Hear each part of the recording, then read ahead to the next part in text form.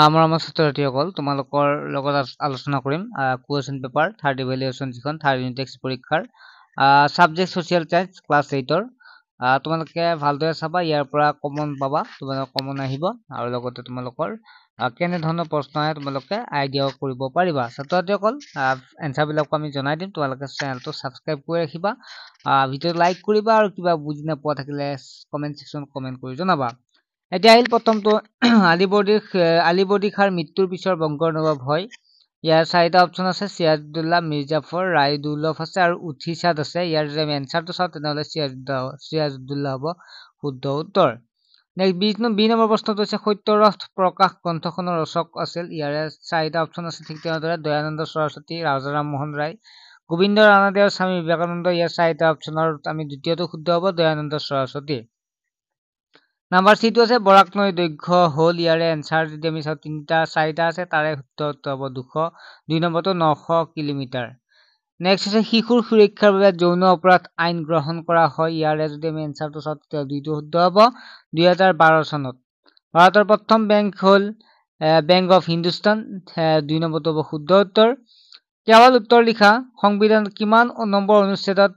ভিতৰত মৌলিক অধিকাৰসমূহ উল্লেখ কৰা আছে তেতিয়াহ'লে চাওঁ 14 নম্বৰ অনুচ্ছেদৰ পৰা 35 নম্বৰ অনুচ্ছেদলৈকে কোন দেশত প্ৰথমে মৌলিক অধিকাৰ ধাৰণা জন্ম হৈছিল ইউএছত হৈছিল মৌলিক অধিকাৰ বুলিলে কি বুজা আমি ইয়াৰ এনসাৰটো যদি চাওঁ তেতিয়াহ'লে মৌলিক অধিকাৰ বুলিলে কি বুজা যেটো মৌলিক অধিকাৰ বুলিলে যে আমি যদি সংবিধানে দিয়া ঠিক আছে সংবিধানে দিয়া নাগৰিকসকলক যেটো সংবিধানে দিয়া এক অধিকাৰ আমি যে ডেফিনেশনটো এনেকুৱা নাগৰিকসকলে প্ৰতিবাৰ ব্যক্তিত্ব বিকাশ কৰিবলৈ সংবিধানে যিবিলাক অধিকাৰ প্ৰদান কৰিছে সেই অধিকাৰসমূহকে মৌলিক অধিকাৰ বোলা হয় ৰাষ্ট্ৰীয় কৃষি গ্ৰাম্য উন্নয়ন বেংক কিমান চনত স্থাপন হৈছিল 1982 চনত উত্তৰ পূব পৰিষদৰ কাৰ্যালয় ক'ত অৱস্থিত শ্বিলঙত তাৰ পিছৰ প্ৰশ্নটো আছে 3 নম্বৰ খালি ঠাই পূৰ কৰা অস্পৃশ্যতা এক সামাজিক দেশ ইয়াৰ এনসাৰটো হ'ব ব্যাধি লৰ্ড ডেলহাউছিয়ে সত্য বিলোপ নীতি প্ৰৱৰ্তন কৰিছিল হিন্দু ধৰ্মলৈ ধৰ্মান্তৰণ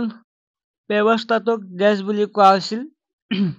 এটো তোমালোকে কমেন্ট সেকশনত জনাবা সভাপতিৰ নাম এটা কমেন্ট কৰিব দি দিও তোমালোকক নিজে কৰিবৰ কাৰণে সিটো তোমালোকে নিজে কৰিবা দ্বিতীয় এনসাৰ চাও তেনেহলে ৰাজসুন্দৰী